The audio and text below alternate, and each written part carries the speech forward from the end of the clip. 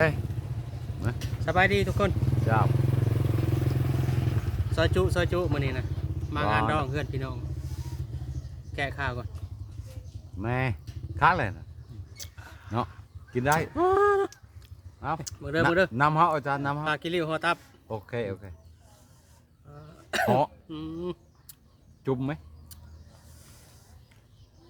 บ่ตัวเป็นเซตเป็นเซต ข้าวเนาะเป็นเซตเอาแจมาอีกหมดบ่ว่าตัว เห็นมันลายๆมึงรู้จักบ่ จานใส่เฮ็ดข้าวเลยเอาไหมบ่ตัวมาเผ็ดเลยก็หอมยัดเข้า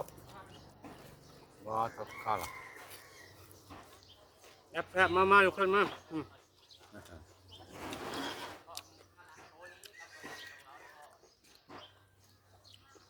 คักเอาเลยมาเด้อแซ่บเด้อทุกคนโอ้ดูมาเผ็ดเลยบ่พอ เพิ่นมาเพิ่นจะนี่ เอาเผ็ดได้ไหมเอ้ย